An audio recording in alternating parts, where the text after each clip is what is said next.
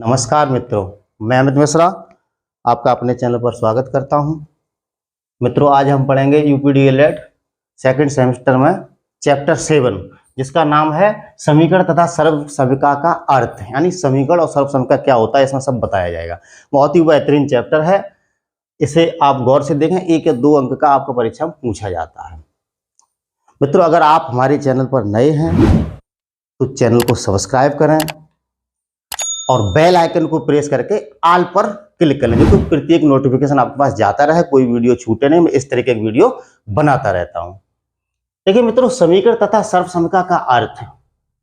तो समीकरण और सर्वसमिका होता क्या है? समीकरण इक्वेशन, जैसे अंग्रेजी में इक्वेशन कहते हैं, समीकरण एक ऐसा संबंध जिसमें कोई अज्ञात राशि हो, यानी एक ऐसा संबंध, रिलेशन जिसमें कोई अज्ञात राशि हो जिसका हमें मान न मालूम हो, समीकरण कहलाता है। प्रत्येक समीकरण अज्ञात राशि के मान से संतुष्ट होता है। समीकरण में 2 पक्ष होते हैं, एक बायां पक्ष एक दायां पक्ष, left hand side right hand side, 2 पक्ष होते हैं। दोनों पक्षों का मान आपस में बराबर नहीं होता, ये सबसे बड़ा पॉइंट है। समीकरण में दोनों पक्षों में आपस में मान बराबर नहीं होता है। जैसे कुछ समीकरण ये लिखे हुए 3x + 7x + 6 = 0। देखिए यहाँ कितना लिखा है और यहाँ 0 लिखा है, दोनों पक्ष बराबर नहीं है। ये किसी एक मान से संतुष्ट तो हो जाएगा, लेकिन दोनों पक्ष बराबर नहीं है, क्योंकि यहाँ आप अगर हम x = 1 ले लें तो यहाँ 3 हो जाएगा, यहाँ 7 हो जाएगा, 7 3 10 6 16 हो गया, तो 16 = 0। तो एक तरफ 16 एक तरफ 0, तो ये बराबर नहीं होते हैं। इस तरीके से 9x - 11 = 0, यहाँ x = 1 लगाते तो -2 हमारा आ रहा है। तो इसका मतलब यह है समीकरण में आपस में दोनों पक्ष बराबर नहीं होते, यही समीकरण की परिभाषा है।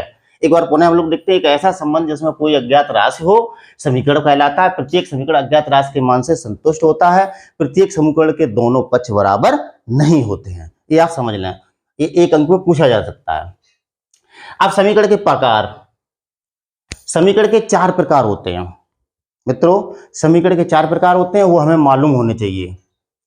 एक होता है सरल समीकरण अथवा रेखीय समीकरण, लीनियर इक्वेशन।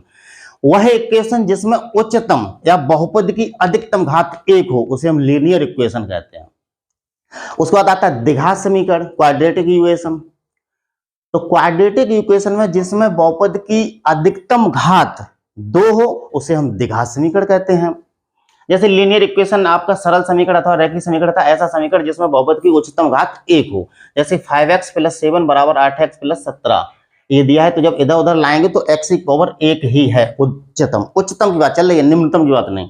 उच्चतम अगर घात, सबसे अधिकतम घात अगर ये कितनी है, x की पावर 1 है, तो वो लीनियर इक्वेशन कहलाएगा। उसी तरीके से ये वाला 8x + 17 = 3x, ये भी लीनियर इक्वेशन है। उसका द्विघात समीकरण जिसमें उच्चतम घात 2 हो, उसे द्विघात समीकरण कहते हैं। इसे हमने 9th और 10th में पढ़ा भी है। तो द्विघात समीकरण जैसे x² बराबर के, इसकी उच्चतम घात 2 है, तो ये द्विघात समीकरण हो गया।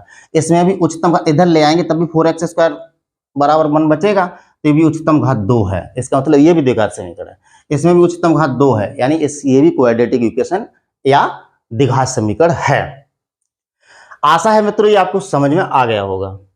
त्रिघात समीकरण, ऐसा समीकरण जिसमें उच्चतम घात 3 हो, जैसे x³ + x² + x + 1 = 0। इसकी उच्चतम घात कितनी है, यानी अधिकतम।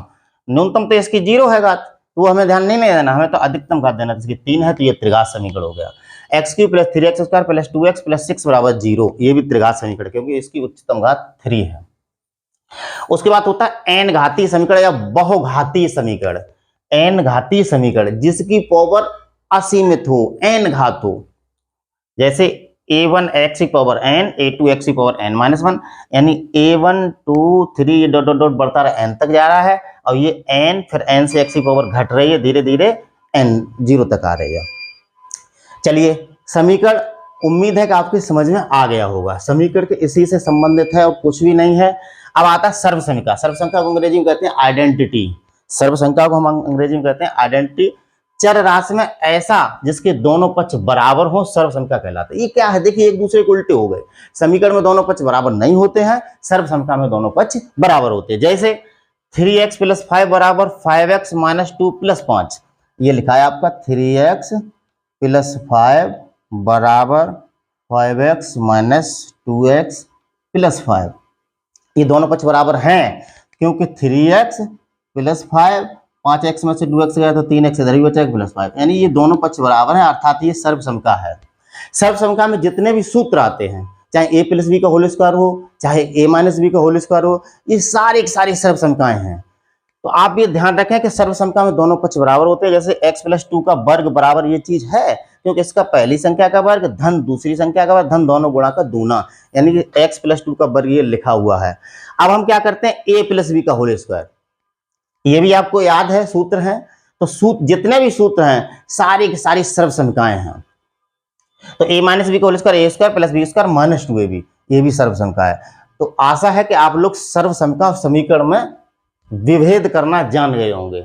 तो सर्वसमका समीकरण क्या होता है, समीकरण में एक चीज हमें ध्यान देना, दोनों पक्ष बराबर नहीं होते हैं, सर्वसमका में दोनों पक्ष बराबर होते हैं।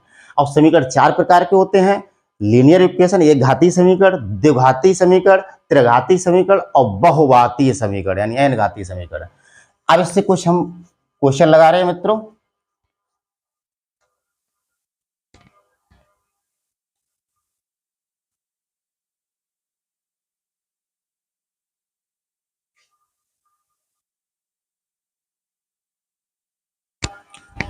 हमारा सवाल है बहुत छोटा सा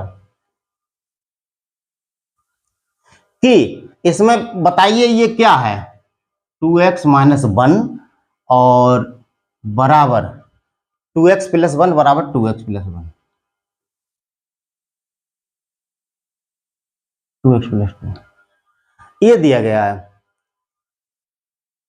तो ये हमें पता करना है ये क्या है। एक दूसरे में सवाल में ये दिया गया है कि 2x माइनस 1 बराबर x, ये दोनों क्या हैं, दोनों में सर्वसमका कौन सी है और समीकरण कौन सा है। तो ये देखिए मेरे को दोनों साइडें ये बराबर दिखाई दे रही हैं, इसकी दोनों साइड बराबर है। यहाँ भी 2x प्लस 1 है, यहाँ भी 2x प्लस 1 है, ये आया हुआ क्वेश्चन है, 2016-17 में आया है। और ये 2x माइनस 1 इसमें दोनों पक्ष बराबर नहीं दिखाई दे रहे, अर्थात जो दोनों पक्ष बराबर होंगे वो हमारी सर्वसमका हो जाएगी, आइडेंटिटी।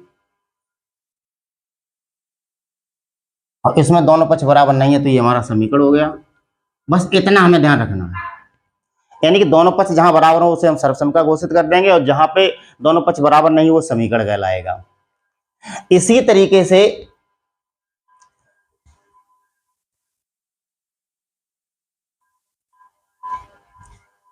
निम्न बहुपदों का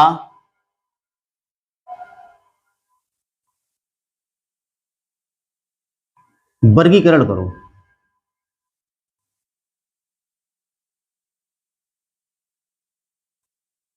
आपके बहुत सारे बहुपद दिए गए हैं, जैसे सवाल नंबर 1 में आपका दिया 2x square plus 5x plus 2 बराबर 0।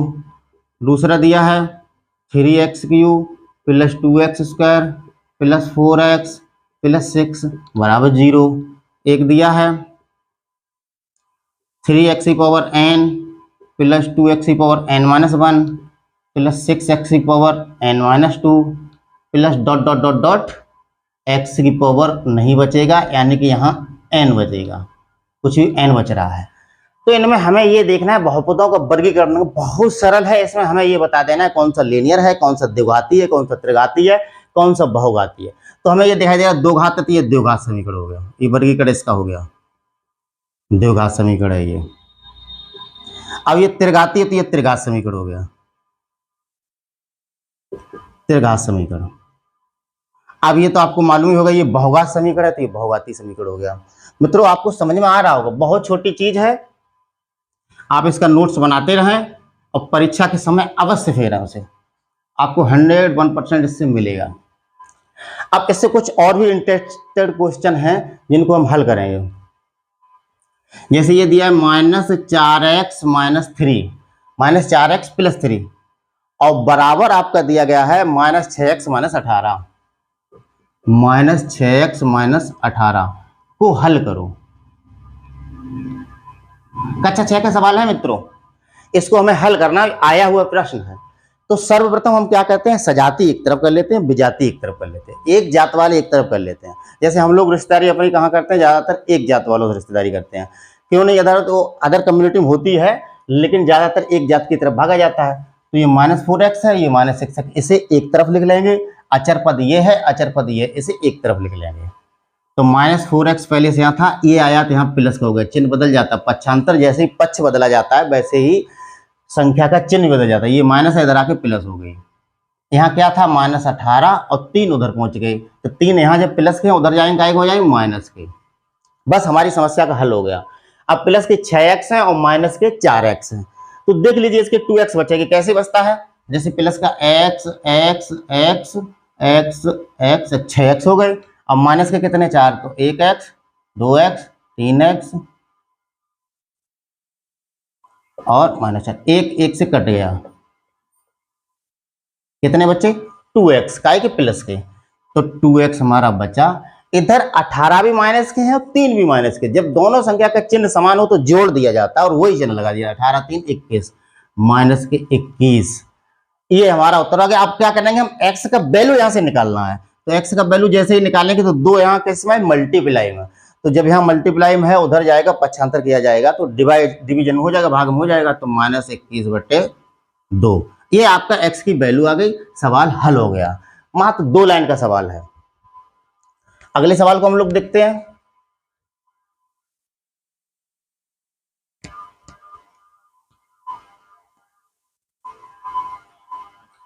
अगला सवाल हमारा है, बड़ा इंटरेस्टेड सवाल है और 2019 में आया हुआ है। 12/5 बराबर 2/5 धन 12/5 और 2, घबराना नहीं है, इस तरीके के सभी सवाल हमेशा आते हैं। 2x/5 इसको हमें हल करना है। हल करने का मतलब यह है कि x की वैल्यू निकालनी है।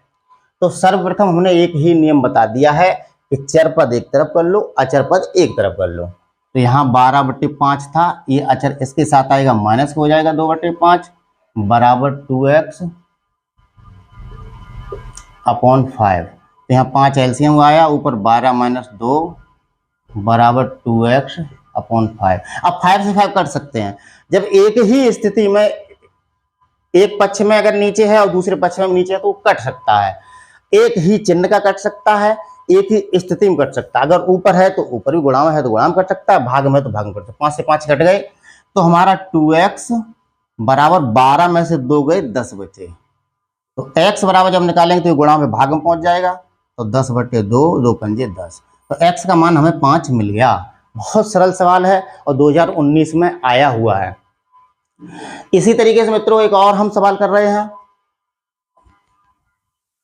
सवाल को नोट किया करें ध्यानपूर्वक और समझा करें। नोट करने की दूसरी बार जब आप फेरेंगे तो अंदाज है कि हाँ 80% तो कवरेज हो ही जाती है।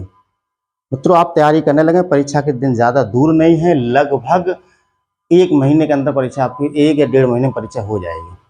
तो ये 1.5y और इसमें हमें मान निकालना है -7 बराबर 0.5y।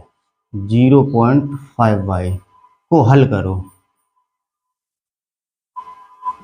देखिए कुछ नहीं हल करना, वहां हमारा चर x था, यहाँ हमारा सिर्फ चर बदल गया है, x की जगह y हो गया। तो 1.5y इसको इधर ले आए तो माइनस हो गया, 0.5y बराबर माइनस के जो उधर जाएगा प्लस के हो गए 7। इतना तो समझ में आया ही होगा। अब यहाँ y हम कॉमन ले रहे हैं कि आपको पॉइंट में समझ, 1.5 माइनस 0.5 बराबर 7। देखिए ये 0.5 का मतलब आधा है, ये 1.5 का मतलब 1.5 है। तो मोटा मोटा समझ जाइए कि 1.5 में से आधा घट गया तो 1 बचेगा। तो 1y = 7। अब 1 को लिखा नहीं जाता है तो 1y बराबर 7। ये आपका उत्तर होगा। उत्तर की जांच भी कर सकते हैं जल्दी जल्दी और करा करें बैठ के, कहीं गलती मिस्टेक हुआ करे उसको सुधारा करें। जल्दी जल्दी मिस्टेक होती है लेकिन धीरे धीरे आप करेंगे, प्रेशर घट जाएगा, अपने आप से सारे सवाल आने लगेंगे। एक और है कि 2, ये भी आया हुआ है। इससे पहले वाला था वो 2000 कुछ में आया था, लेकिन ये भी आया हुआ है सवाल, इंपॉर्टेंट सवाल है। बराबर 5.4 + x ये दिया, इसका हल x वाली एक तरफ कर लो, 2.8x - x बराबर 5.4। x कॉमन ले लिए तो 2.8 माइनस 1.0 लिख सकते हैं, बराबर 5.4। तो x 1.8 बचेगा बराबर 5.4। x बराबर जब निकालेंगे तो ये गुणा में भाग में पहुंच जाएगी, तो 5.4 1.8, पॉइंट से पॉइंट कट गया क्योंकि समान स्थिति में एक अंक बाद है, एक अंक बाद है। तो बराबर हमारा आया 54/18, 18 1 18, 18 3 54। तो x बराबर हमारा 3 हो गया। मित्रों आप तैयारी करते रहें, उम्मीद है कि आपको समझ आया होगा। जय हिंद,